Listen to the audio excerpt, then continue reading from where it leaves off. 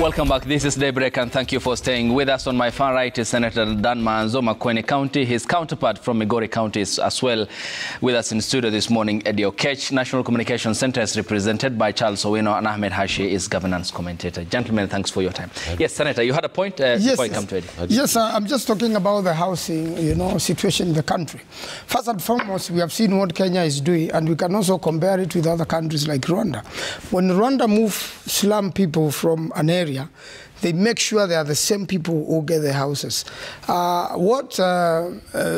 Honorable Alice Wahome, and I have a lot of respect for her, as a senior lawyer, and having been in Parliament for many years, and now a minister, she was standing before the houses which were built by Uhuru Kenyatta. I can assure you, although those houses are next to a slum, nobody from that slum will occupy those houses at all. And in Eldoret, I saw some progress, and the contractor there and the people seems to be doing well. But that's not the case in Busia. The case in Busia is they have hired young people, they have not paid them over a long time, and the project seems to be stalling. In Makueni, the president came there personally. After church service, he called the youth. He told them in 2 days the contractor will be on site. Actually, these are old government houses which are unfinished. And I had brought the matter in the National Assembly quite a number of times. And finally, there was an allocation and a plan. But after the president made a promise, asked, Mama Huji and, to come and cook for the workers, everybody who is a plumber, everybody who is in construction to be available. The young people showed up in huge numbers. For a week, there was no contractor. 2 weeks, no contractor.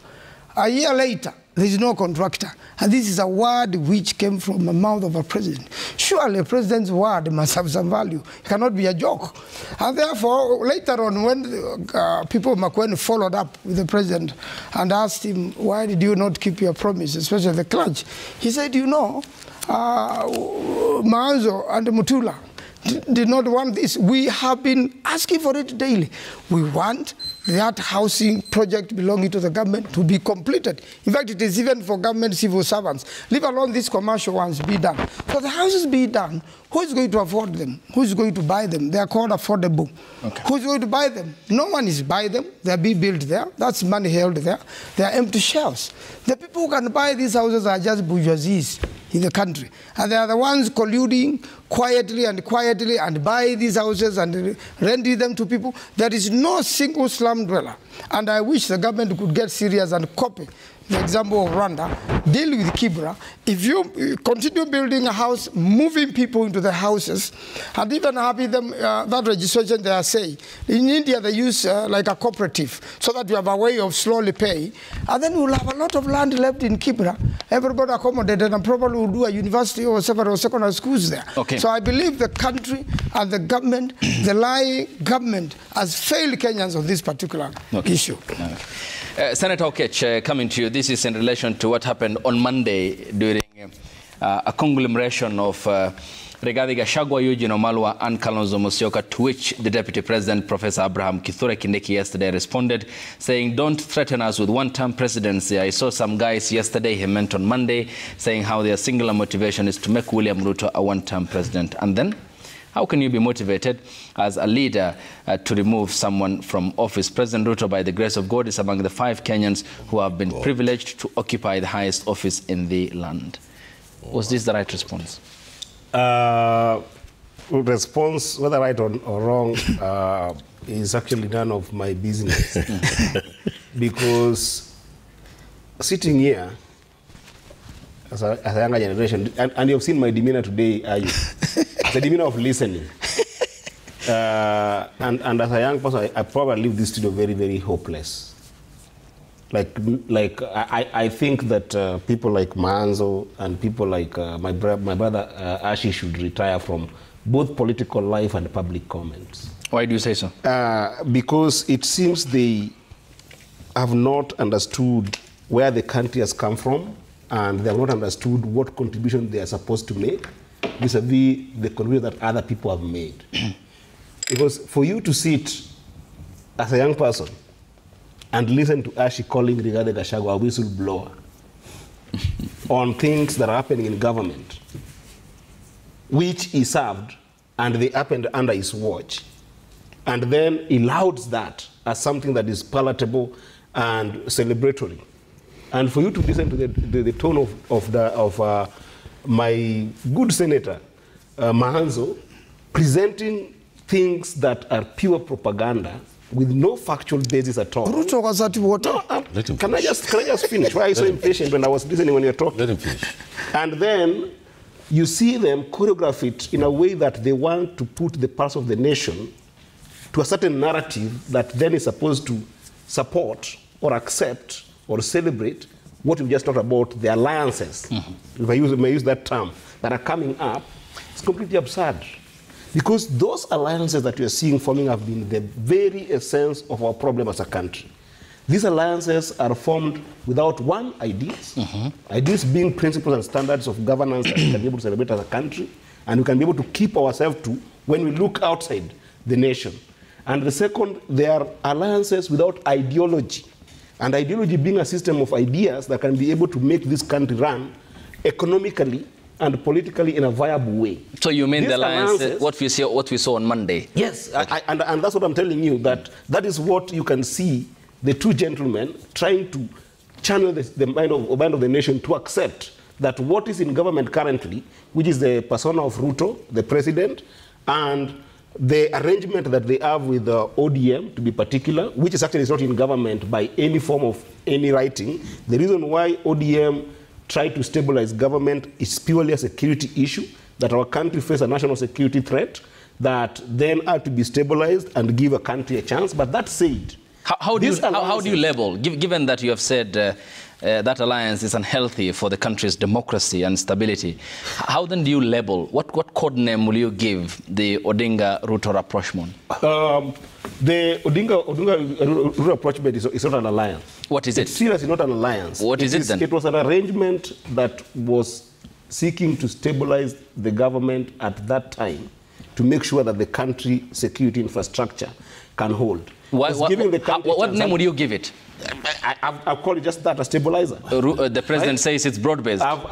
Is it? Broad-based is a language that the president has used in the context of him realizing that the coalition that he himself has been part of over the years have been tribal coalitions that don't take country anywhere, and has been vocal about it. He has said that he has realized that we've got tribal arrangements in this country that don't work, and there is need to be inclusion in different ways, in his own perception. On the idea of tribalism, I agree with him, because you can see what Mahanzo and Ashi are talking about and are supporting in these alliances. They are purely tribal. And if you go historically, I can take you even to the closest history. When you look at Uhuru Kenyatta and Ruto alliance, they were alliances formed on the basis of tribe. And you can see what it ended up doing. There was no governance properly after those alliances, because they were not ideologically put together. When you look at the alliance between Ruto and Rigathi Gachagua, these were two people who barely even knew each other in terms of any ideology. So what about the alliances between Odinga and Kalonzo in 2013? I'm coming to that. Because if you absolve the ODM party leader from the equation, then it becomes very difficult to have, objectively, because it's part of the wholesale political failure as to why the country is here. I'm coming to that, and I'm going to tell you why I strongly believe that ODM is the only party that has sustained not being in a tribal alliance that is ideologically not based, and number two, has sustained being able to stand alone. Even in 2027, I can tell you for a fact that ODM must and will front up a presidential candidate, because it's the only party that has actually been able to stay out of tribal ideologies, out of tribal orientations, which we are seeing with people like Rigathi. What is there between Kalonzo Musyoka, Martha Karua, and Rigathi Gachagua? If you look at it principally, if you look at it ideologically, they don't share any ideology. Hang on, Senator. Yes. I'll come to Charles next, because you guys had your time. Yes. What then is the ideology that glues together the president and the former prime minister?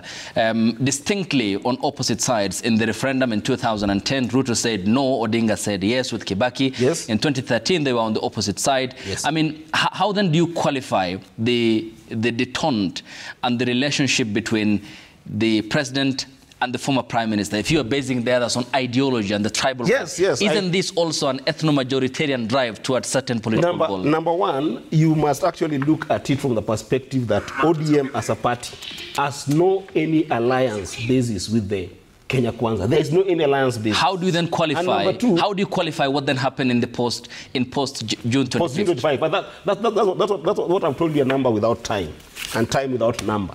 That where we found ourselves as a country in June 2025 and days proceeding, we found ourselves where it was either the government collapses and then you remain with a country whereby if Ruto and Rigathi Gachagua, which I think they would all have left, sincerely, if they all left, then you have got a vacuum that you have got almost 100 permutations that you cannot be able to take control over. You can have the military take over, and when the military takes over, you can have a smooth military, or you can have military fighting among themselves. You can have a speaker who could take over for 90 days. You don't have IBC in place. I mean, the permutation was just murky that you cannot be able to help. And then number two, the big issue of incompetence at that time, which was brought by this idea of coalitions that don't have basis, where Ruto ended up with a very incompetent deputy president. That incompetency is an issue that ought to have been addressed to stabilize the government. But the point is that, yes, the point is, if we talk about incompetence, before you go to Charles, to spend some time on you. Yes. Why did the president then appoint an incompetent cabinet in your view? That is up to him. But you have a problem when he you have a problem when he picked Gachagua as his running mate. Yes. But you have no problem when he picked an incompetent cabinet. I had a problem. I pronounced myself. Why then lay over your accusation wholesomely because you are playing the man and not the ball? It's insincere to play only Rigathi Gachagua when there has been a full pot of incompetent people. Yes. That head of state himself admitted on the 2nd of August 2023 that my cabinet is incompetent. I know more than some of you, CSS. I love this. And you will agree with me that the Gen Z movement and all the people who complained during the entire last year, whether it was experts like him, talked about this serious incompetence. And the president, that's what the Swahili people say. The president himself collapsed that cabinet, which allowed for some people who are, competent enough. Okay, we'll talk about the people who are picked. Look at somebody like Oparanya. Okay. If you compare the work that Oparanya did when he was a minister, the work that Oparanya did when he was a governor, he joined government not as an ODM person, but in his own individual capacity. Okay, I get your point. Yes, and the president is still, struggling with this idea of trying to get as many people who are competent enough in government. Okay. But the point is, these coalitions that we are seeing forming right now are tribally charged, baseless, no ideologies, and it is something that we cannot allow to continue. Yes, okay. Thank you so much. I've listened to the politicians keenly. I want to look at a little bit of a chronology of events. When President William Ruto was campaigning to become president, you are aware that President Uhuru Kenyatta was supporting the former Prime Minister Raila Odinga on his side. And majority of Kenyans believed that there is no way Ruto was going to win this election. And a number of people, including civil servants, government officials, experienced politicians, were in Azimio. So when the president formed his government, he had to form government majorly because it's about interests, with people who supported him. The interests of the people or the interests of the people who supported him? It's okay. As much as you talk about the interests of the people, but you must also equally accept that when you are campaigning today for a position, even Trump, he will not easily go out of his team many a times. Well, what Charles, I can say, hang on, because we need to spend good time on substance.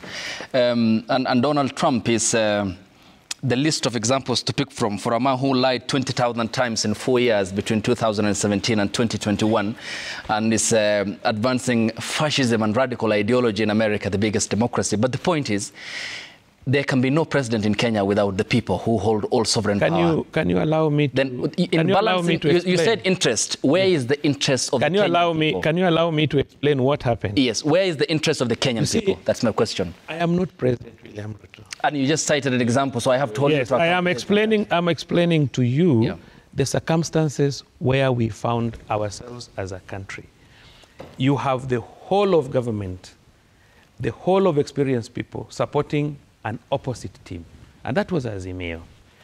Many a times, even when you want to hire, even people in strategic positions, including security, you will not just hire anybody whom you feel is divided in terms of tribal affiliations, because our politics has been tribal.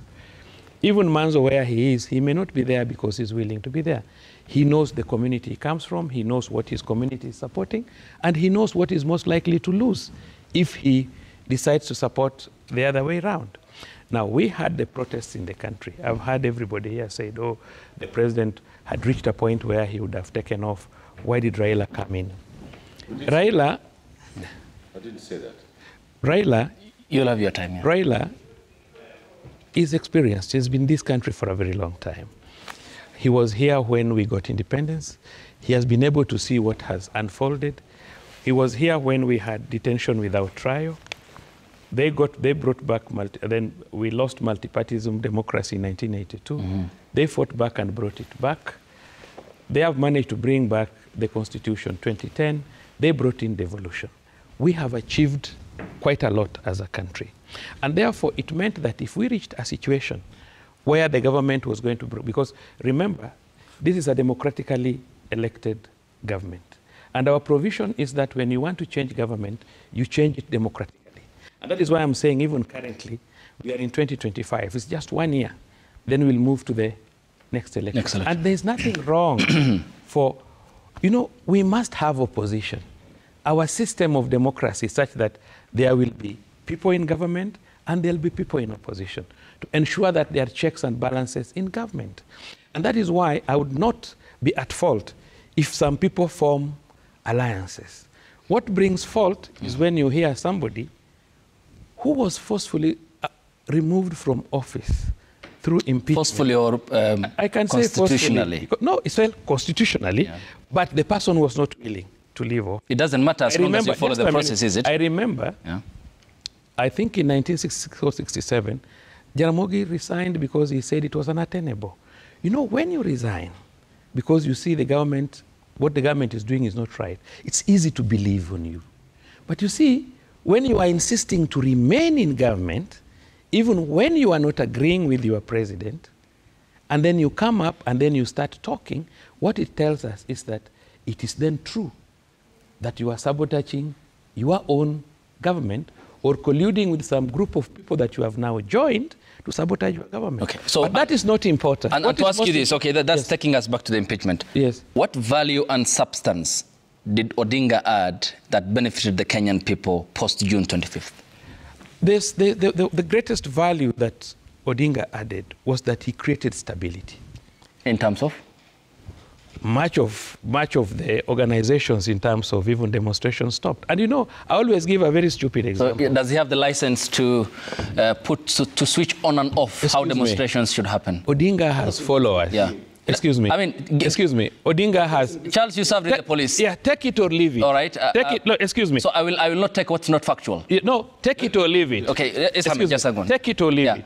Odinga has followers. I will not take what's not factual. What I'm saying, no, is it not factual that Odinga has followers? You talked about democracy. Yes. And you explained the importance of democracy. Yes. And the Kenyan people, in spite of the former president supporting Odinga, yes, handed the note to President William Ruto, yes, to run the government. Yes. And the government has the sole responsibility to commence over the instruments of violence and power. Yes.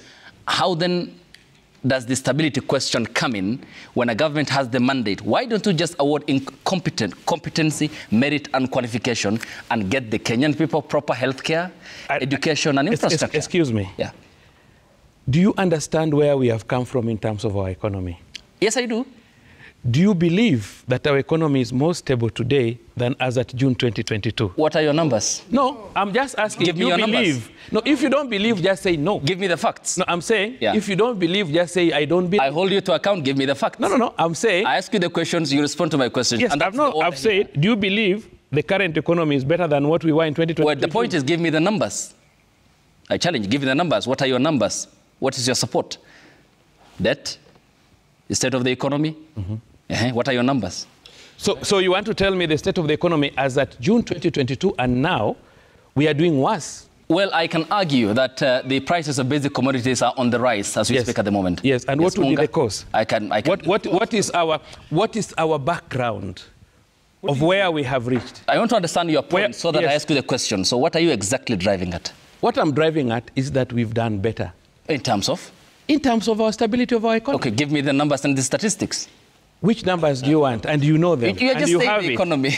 No, I've told you, for example, for example, our current foreign reserve in central bank is higher. Okay, and what's the, how so? At the how so how? You have the statistics. So tell me, I mean, you can't just come here and flash out the numbers. No, you have the statistics. I mean, I expect you to be factual. Mine is to fact check you. Yes, fine. I'm here as the arbiter. I can take a position. Yes, I agree with you. But are you saying that our reserves are lower? The point I'm asking you is then, what are your sources? Central bank. Central bank? Yes. Okay, we'll fact check that right away. Yes, Ahmed. Yes, please, briefly. I'll come to the center. To flog a dead horse. The facts, the facts of the matter are, it's very simple.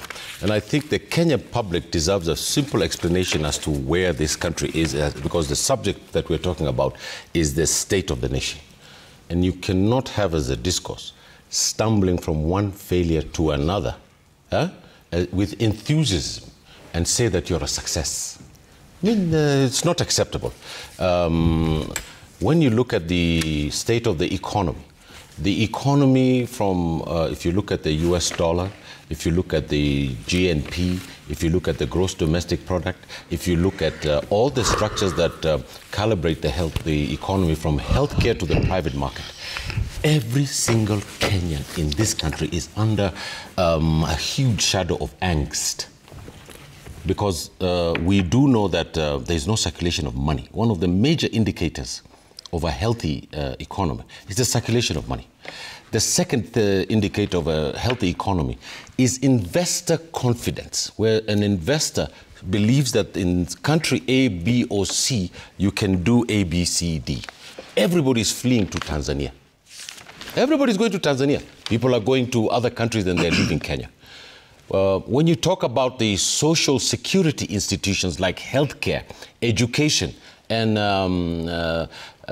social welfare, there's nothing to write home about in those issues. These are the structures. We want to talk about facts, not about theory. And when it comes to foreign affairs, presidents are refusing to greet our presidents, shake his hand. The latest one being the DRC. The latest one. And on the index of corruption, he came second to Bashar al-Assad. I mean, when the deputy president stands over there... What's the source of that data? The data comes from an anti-corruption organization. How credible is that? It was widely... Let me explain. It was widely published on Twitter and in Facebook and in the newspapers. I'll remember the name in just 1 second. And there was about 100 presidents who were put to task, and people around the world and in their countries voted and asked to see who was the sentiment, who was the most corrupt. I will get it in a minute. And Mr. Ruto came in second. It's a very popular account. Social media propaganda. No, it's not social media propaganda. I want the source. Yeah, I'll get you the source in a minute. We have to be factual. Yes. So we'll get you the source in 1 second. Then lastly, Ayub, I want to put it to you that if the country, the state of the nation, is been a rebellion by the 80% of the population of this country that's under the age of 25, who are called the Gen Z, who stole the maize and took it to pipeline. It was for the president to come and say, please. No, it's a fact. It's not me. It's on there. You can counter-check that one. The guy who had the maize was arrested. So the thing about it is that we have to then say that what was the responsibility of the president? The president should have said, look, I'm going to call for an emergency meeting. I'm going to call the political parties. We are going to sit down. We're going to build a government of national unity and go into an election in 6 months to a year. Any decent country where something like this had happened in Kenya, in any other country, the government would have fallen. It would have resigned. Governments resign over failing to go to Parliament in London for being late in Parliament for 15 minutes. People resign.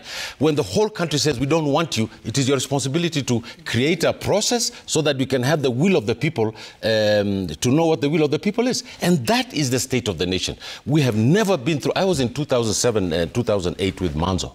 here before the violence that happened.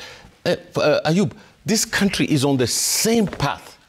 The tribal rhetoric you could see even from the opposition, Mr. Gachagua. You could see the stuff that you're talking about. You can see the trip to Western, where the president stood in front of a car and just went crazy over his former DP. This kind of language is what landed us in trouble. And Manzo is here with me in 2007 and 2008. It landed us into all this. This young man was probably in high school then. He cannot say that muwe gala lakini upe haki yake. It's actually in Kisomali. It's a Somali saying which says gal ka dil lakin garti sasi. So the fact is that Mr. Ruto is in deep trouble. He has led this country astray. The incompetency of his cabinet is clear to see. He appointed Ms. Juma as the chairman of the Roads Commission. And the engineers in this country are up in arms. Kenya Roads Board. The engineers in this country are up in arms and saying, what is she going to give value to that institution? This is a disaster. Yes, Senator. And do you have a... I'll look for that thing right now. Okay. The ethnic conglomeration of Rigathi, Wamalwa, and Kalonzo, his party leader. Yeah. Is his party leader wrong in the subscription to that cause that you've talked about as a tribal outfit? I actually told him face to face not to join any tribal configuration. And Mr. Kalonzo was an alternative to this country. There's many people who believe that he could win an election. But once he goes into this conglomeration of tribal matatus, then the Gen Zs are going to see him as part of the problem and not part of the solution. Yes, Senator. Well, I just want to look at, we know what Kindiki did to react to this, and we have a lot of respect for Professor Kindiki. But we must also appreciate that elections take place after every 5 years. There's a reason we have an election date in this country. We have a constitution. And in fact, you cannot have election any other time other than in 5 years, or we have special circumstances where the president and the deputy are not available. Then the speaker holds for 90 days, 60 days, and then there is an election. And therefore, for the attitude with Kindiki and others in the current government, and from the utterances, have been that we shall rule beyond the 5 years, whether you like it or not. That's a message which is being sent to Kenyans. That has been said by Sudi publicly, that we have never seen a presidency for one term. But there is a reason why Kenyans should come back again together and conduct elections after every 5 years. Similarly with the parliament. Parliament has to be re-elected or to go home after every 5 years so that Kenyans can rethink and can bring forth a new parliament. Is that a threat, under threat at the moment? Parliament? Yeah, we have said that Parliament was already overrun by Kenyans. That meant Parliament was impeached by Kenyans themselves. Many Kenyans have no confidence in the current Parliament. For current Parliament is like a rubber stamp of the executive. Everything actually bills leave State House in the same way. They arrive Parliament and they go back to State House the same way for signature. In fact, they need not leave State House at times. The same is for the Senate, the bicameral House, since the establishment in 2013. For example, as a senator, would you say no to anything proposed by Kalonzo Musyoka, your party leader? I'll challenge him if he's wrong. On public interest issue. I'll challenge him, like I'll give you an example. There is this new release from State House, while sitting in Western, that you will combine certain parastatals. To a great extent, that is correct. Some of the parastatals really were politically created, and they are not serving the country as such. But the majority of those parastatals are very serious assets and are actually not insolvent. So when you have that, it means each of these parastatals as an act of parliament. It means then you cannot finish that business at the State House. You have to send a proposal to the House. The House will make new laws to combine these parastatals. There will be a debate, probably even improve what State House did. But what is likely to happen is that this motion will come from a cabinet to the House, will pass as it is, despite public participation. First of all, there should have been public participation. There was it. Therefore, that is already unconstitutionality. Then comes to the House.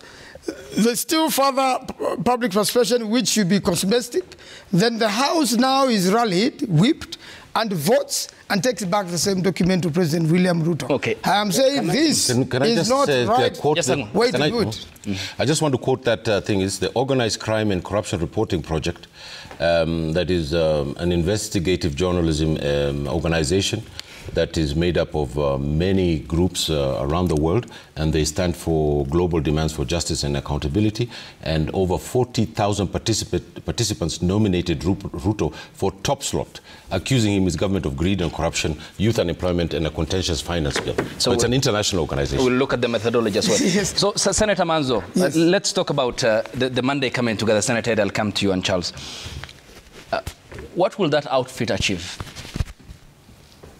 Oh, you were in court. Yes. I know you were in court, but your party leader attended a meeting with Rigathi Gachagua, Eugene Wamalwa. No, I went to court, then joined them. Yeah.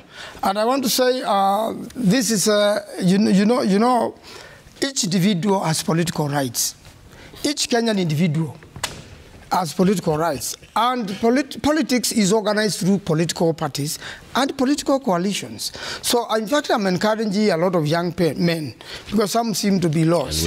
And women, you have to join a political party if you want to participate in elections. If you are a Gen Z and you have no ID card and you have no voter's card, your efforts to run around and to talk may be useless. Finally, you need to join a political party. You need to vie either as an independent candidate or in a political party. So these are political parties which have constitutional rights, which have come together. And right now, Rigathi Gachagua has not yet formed a political party. But you cannot claim that Rigathi Gachagua is an empty political shell. Did you vote to impeach Rigathi Gachagua? No.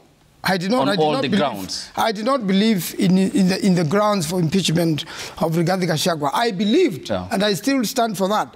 Both of them should have gone.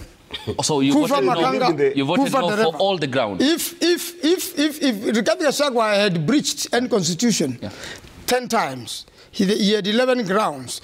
Ruto had breached the constitution 110 times. The point is... So if there was somebody to be impeached in the first place, was Ruto. So you voted no for all the 11 grounds? All of them. All the 11 grounds. And in the build-up to the protest, the cost of living protest by Azimio in 2023, that your party leader, Kalonzo Musyoka, the former Prime Minister Raila Odinga, had led, one of the people that you had called out and who you had concerns about was the pair.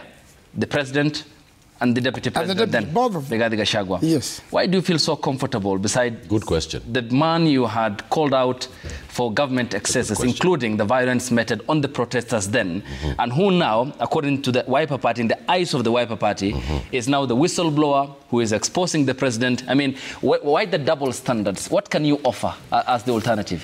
What we are saying is this. Rigathi is only talking as a former deputy president, whose case is still pending in court anyway. He has been framed and he has appealed. The Supreme Court has not finalized his matter. So he has an opportunity to explain himself. What he's doing now... The question is, let me call him the counsel now, because he's... Now that Rigathi is out and has been in this government, and he said he disagreed with William Ruto on a lot of issues many times. He now says the epicenter of corruption in this country is State House, which has been a suspicion. The point is shocking, actually. It's really shocking. It's a matter of balance. It's a matter of balance, Council Manzo, because when he on Monday talked about the affordable housing and how he said this is meant to hoodwink Kenyans, 19th of May 2023, he was the very same man who was on top of cars and the vocal cheerleader of the very same project. Correct. I mean, out of moral authority and decency, if you are to offer an alternative for this country, was he the right person to warm up to or to cozy up to? It is not about him. It is about the many Kenyans who share the same sentiment as Rigathi Gachagua, that something is wrong in the country and needs to be corrected. And Rigathi Gachagua said there was no cabinet. He's telling us the secrets of the government. There was no cabinet. There was only one brain working in cabinet. And when he disagreed, at some point, when he disagreed with his boss, then they had to impeach him. Okay. Yes, Senator, do you have a point? And I hope you'll allow me to express myself on this. And if need be, where intervention should be, I'll ask you the questions. Please go ahead. Yeah. But what we are struggling with, and I still believe is a very strong issue that we must address, is this issue of alliances formed on the basis of tribal calculations to capture power. This is a problem that as a country we must reflect and accept is a problem. Because there is no any ideological... But is into alliance not the same? Let him make I was just listening. Come on. Because you know for a fact that there's no alliance between Kenya Kwanza and ODM. Okay? The people who went into government went at individual capacity with goodwill of the party leader in the stability that we not told you. There is no any signed coalition agreement with government. ODM is not, and I'm telling you for a fact as a NEC member of ODM, that ODM will front a presidential candidate come 2027 because we believe that we are the only party that can ideologically mobilize nationally, and has been tested over 20 years. Of all these political parties that you are seeing, none of them is as old as ODM. So don't lecture me on the basis of why ODM is also in another coalition. It's not. But that said, did the party leader knew that 4 of his senior-most members... He has pronounced himself on this and you've got records. No, he hasn't. He hasn't. Yes, a number of times. He hasn't. A number of times Raila Odinga has pronounced himself on this. And if you want further conversation about Raila's beliefs on that, I think you can actually look for him. I cannot speak on his behalf. That would be unfair. So, Oparanya, Mbadi, Joho, and... Oparanya, Mbadi, Joho. I hope you still allow me to express your point on the alliance. Yes, you'll make your point. So I want to make point on that. On the point, but are you then telling the Kenyan people that the 4 ODM senior members were co-opted into cabinet without the knowledge of Odinga? I cannot speak about knowledge of Odinga, okay, because I'm not Odinga. But what I know as a party member is that when they chose to go into government, right, they were serious, not just members of ODM party, but they were serious leaders of ODM party. I am also a leader in ODM party NEC.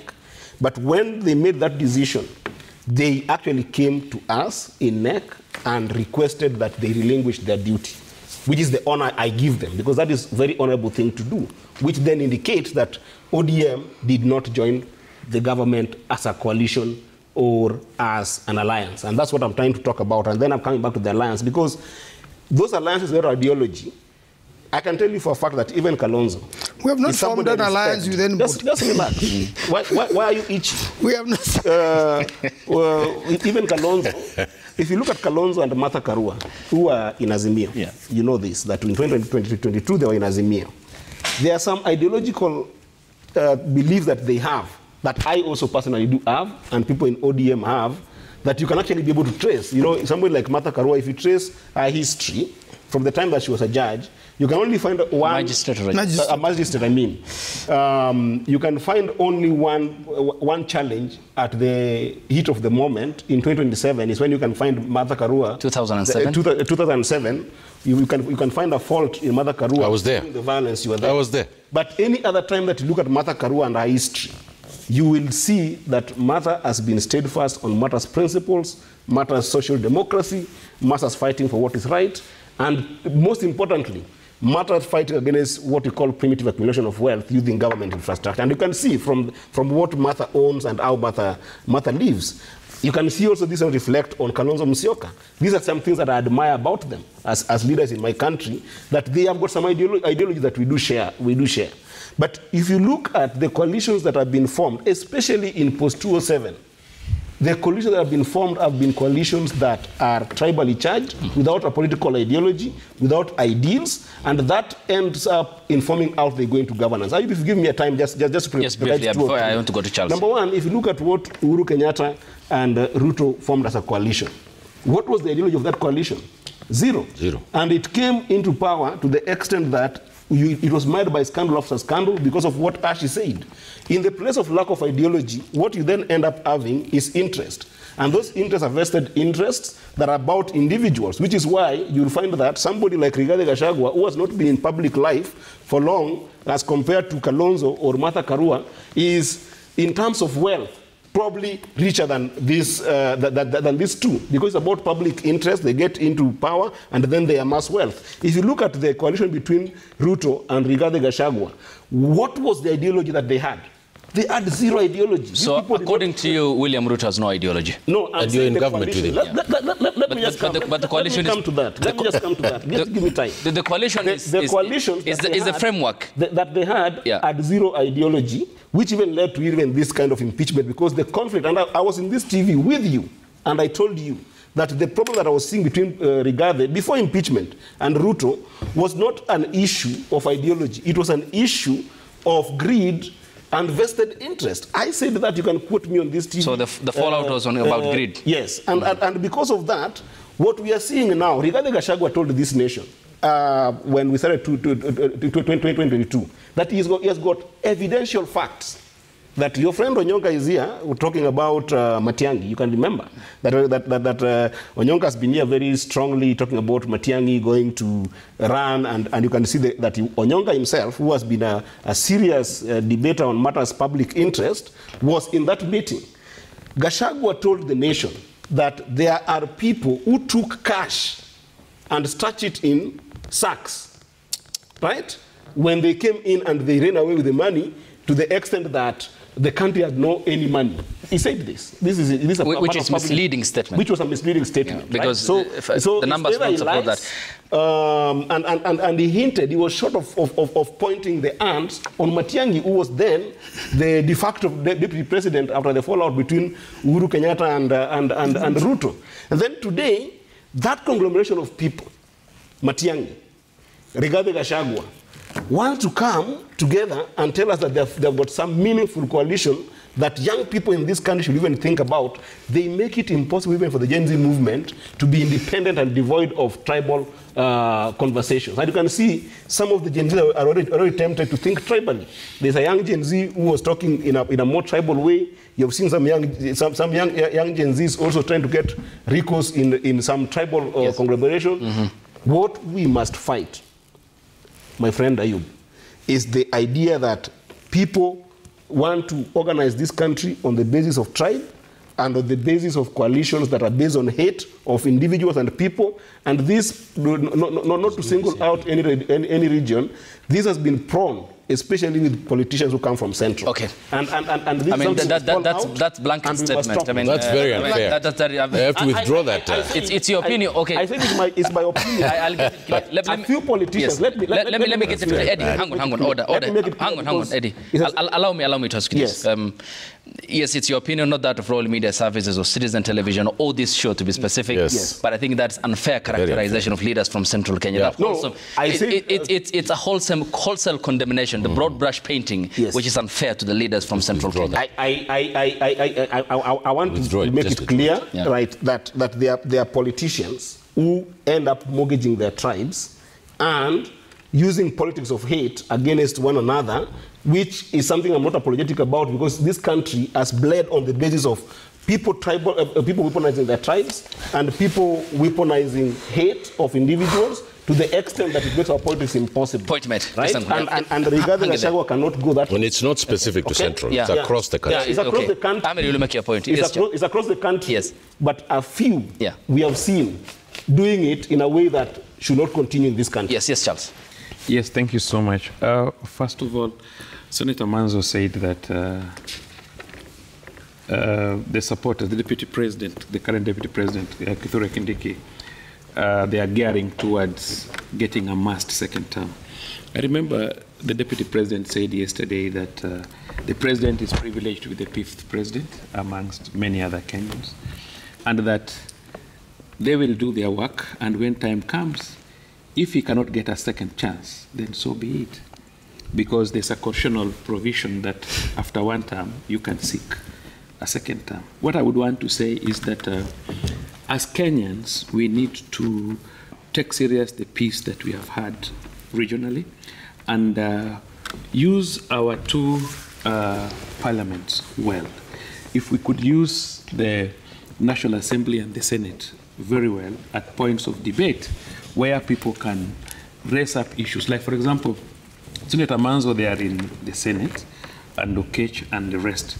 We would want to see more vibrant debates before the floors of the House, more than what they say outside the floor of the House. So that even if there is a feeling that maybe government is trying to muscle muscle or have some people on the side. But your voice will be heard on the floor of the House with factualities, so that we promote more of democracy. Equally, it is important to educate Kenyans on the need to be as independent as possible. I know President Ruto is serving as president. Whether he gets second term or not, I believe another president will come. But we need to rethink as a country so that we don't continue with these tribal discussions and ideologies. Because at the end of the day, if our economy is running well, then it will help us now. If we try to sabotage the current government, maybe by weaponizing wananchi to be against what the government is trying to do, the persons who are going to fail are Kenyans. When inflation increases, when our economy becomes bad. So we are saying if there is anything which the president or the government is doing which is right, Senator Manzo, support it. I was impressed when you were calling upon government to bring affordable housing to Makueni. That really impressed me, though you looked conflicted. Because on one side you want it, on the other side you are saying it cannot work. No. I'm just, that is my observation. No, I wasn't conflicted. I've been asking for it for over 10 years. And I'm saying that, I pray, your prayer, that the houses in Mukuru will go for the slum dwellers. Everybody is watching, including myself. And we are discussing that those houses must go to the slum dwellers.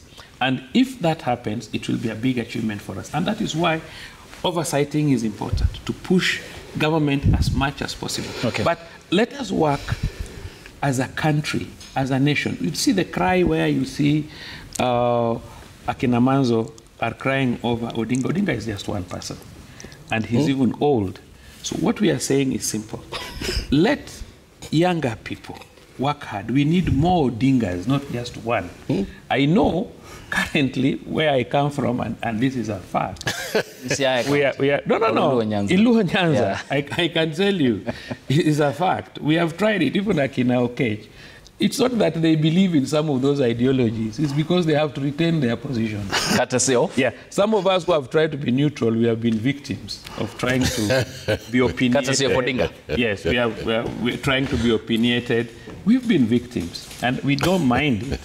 But people who are intelligent... Are you saying Okech is a cheerleader? No, I know. Okech was denied. Okech won a seat against Ayako. He forcefully lost it. But he humbled himself and now got this one. So what I can say, I think, is politically intelligent. What I'm saying, what I'm saying is, I have a general plea that whatever government is trying to do to stabilize our dollar, increase our reserves, let us support it. But if there's an area you feel government is not doing well, also air it out and point it out. Okay. The reason why you are finding people have a problem with, I don't like talking about the former deputy president. Yes. But the reason why people may have a problem with him is if he would have resigned on his own volition, just woke up, say, I'm tired. He would have been elected. Let me tell you, people would really believe in him. Okay. But if you don't do that, and then you now come to behave the way he's behaving now, it is his right. Okay. But people will tend to believe that clearly this guy was sabotaging his own government. So what I want to request the politicians we have here, please, let's support government on basis where we think we can be able to help the country to move forward. Thank you. Yes. But we are not... Yeah, you know... no. Yes. Nobody is going to gag you from pointing out where the government is not doing well. And are you, well, as much as you are trying to push me, yes. as much as you are trying to push me, yes. We have a few minutes left. The government is doing better. Yeah. Let's try and support government to do much better. And I push you objectively. Ayub, you know, the person who built or created the aircraft was an optimist. And the person who created the parachute was a pessimist, because he created the airplane, but he made sure he had a parachute just in case the damn thing didn't work. The government is buying a lot of parachutes because they know their plane is not going to fly. The elections are coming. We want three things from the government. We want them to reduce the tension in this country before the coming elections, because we know that all the political parties are going to field candidates. We want them to stop abducting people in this country. We want that to end completely. And that is in the popular record. All of Kenya knows it. We know that this government is not going to fix anything. In the coming 2 to 3 years, they're going to be in a campaign mode. If the government cannot continue to keep the balance in the social forces in this country, or the social formations, these Gen Zs are going to come back to the streets, and that is going to cause a lot of problems. I don't believe in going to State House and grabbing the president and lynching him and then saying that we need to have a revolution in this country. This is not the tradition of this country. We want an orderly system that is going to tell us what the will of the people is. But when the government is shamed, when the government has no clothes, when the government is incompetent, when the people are crying, when the country is up in arms, it is the responsibility of moral leadership to say we have been unable to run this country, or at least say we are going to go to an election in 12 months so that we can determine the will of the people. It is not right for the president to stand in front of a car and say everybody else who's going to compete against me has got an uphill task. He doesn't even have the vote in the North Rift. Forget the South Rift. If you go to Luo Nyanza, people out of respect for the Honorable Raila Odinga are closing their nose like this. But they all know what's going on in this country, the most militant province in this country. I put it to you, Ayub, that this country is in trouble. The state of the nation is at a crossroads, and we ought to stand up as citizens and say it like it is. Okay, yes, Senator, before I sample the feedback. Well, I want to say that we all want a working nation. There is a government in place now. There is also a people's loyal opposition in place. And the government must appreciate that there must be opposition. It would be wrong for leaders to hold it as if that the opinion of the opposition of the Gen Zs is useless. No one owns this country by themselves. The country belongs to all of us. And therefore, leaders, when they fail to perform, they must accept and step aside. If you are not able to perform, you must also accept to be competed in the next election. But the attitude is like, whatever you do will be in power, whether you like it or not. I think that's a wrong attitude. They should stop it. They should know that other people also own the country as they do. And most important, kidnappings are the most illegal things everywhere in the world. And we know that people associated with government are doing the kidnappings. There's no one else. If they are criminals, I'm sure they would have been caught. And also criminals are beginning to take advantage of the official kidnappings also to commit crimes. And I think the government should lead in making sure that no one is kidnapped in this country. Everybody is given an opportunity. And if you have done something wrong, don't be taken through a legal... I was very impressed when a young man was charged for misusing, an electronic gadget. That's how it should be. If you think a young man take him to court. Has broken the law, take him to court. You challenge you there. Okay, let's sample the feedback and give you the final round of comments here on the broadcast. The hashtag on X is Citizen Daybreak. The SMS code is 22422 at Citizen TV Kenya and at Ayub Abdikadir. The first one is from Bob Jamwa. He says the current state of the nation has a mixed economic outlook. Politically, the public trust has waned with corruption allegations. Social access to healthcare is a concern. The judiciary is under attack. These are matters of concern. Bob Otiono says we are already in a campaign mood with the unfolding events following the alignment of politicians with their political parties ahead of 2027.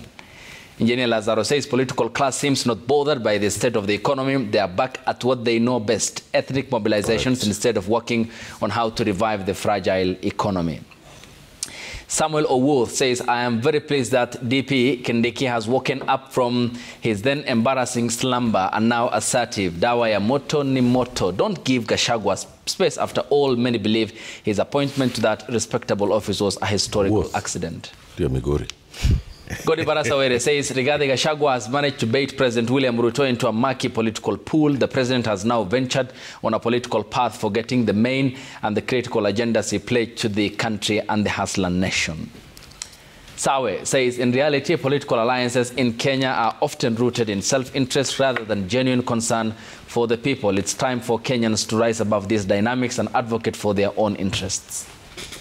Talai_Kilel says, how many more promises before we demand action?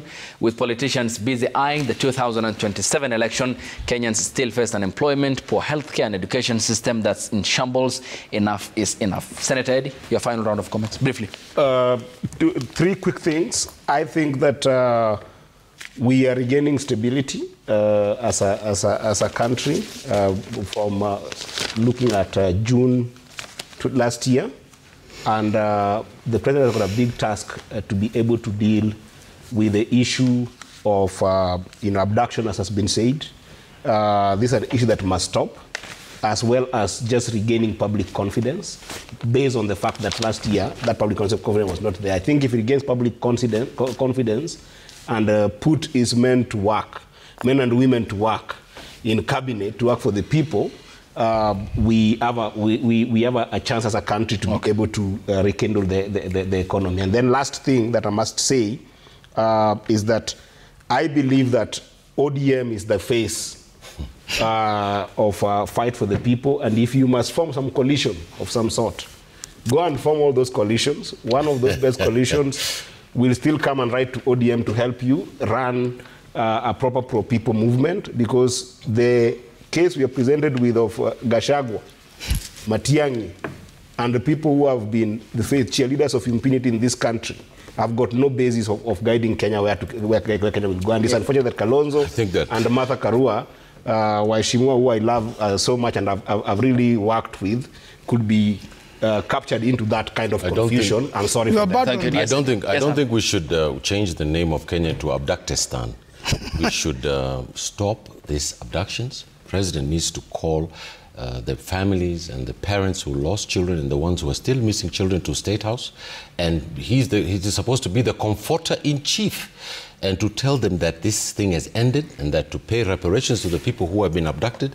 President needs to stand on a moral high ground. He needs to stop being a KANU activist from yesterday and to lead this country, or resign or call for an election. The country cannot move forward in this way. Yes, Charles. I think in the eye of artificial intelligence and the rest, it is important also for the legislators to look at the law and try to come up with regulations that would punish individuals that may misuse the technologies, so that we can be able to manage conflict. The only way we manage conflict is through the law.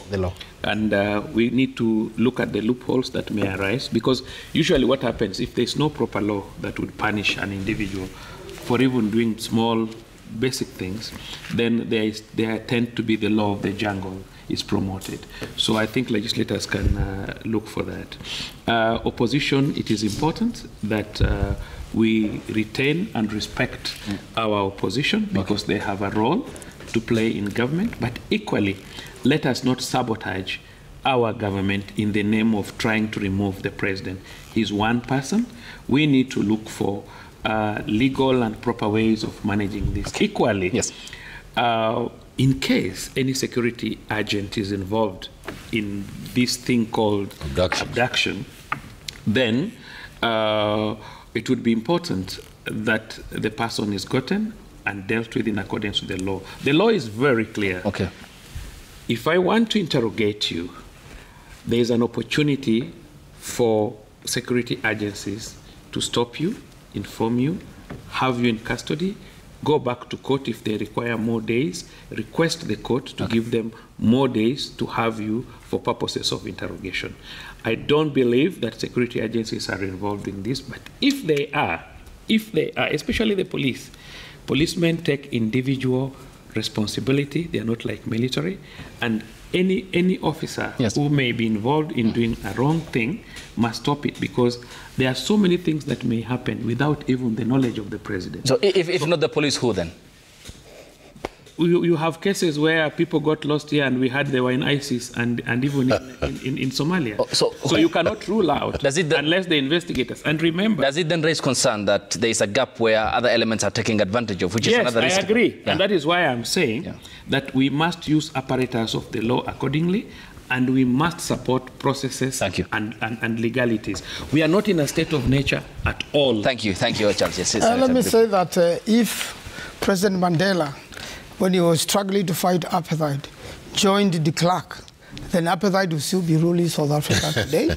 One. Two, the cure about abductions Let the public now make arrests of these abductors. Now that the police have denied them, the state agents have, let the public come out in large numbers to help anybody be abducted or raises an alarm to make sure we arrest and present these abductors to the police. Isn't that a case of then calling for vigilante? Yes, I think you can do public arrest. I mean, you can do public arrest. Two wrongs will never make a right, is it? Yeah, but public arrest, you can, and even public policing is there. You can, the public can help the police to arrest the abductors. Excuse me, the public can demand for getting to know who identity. You are.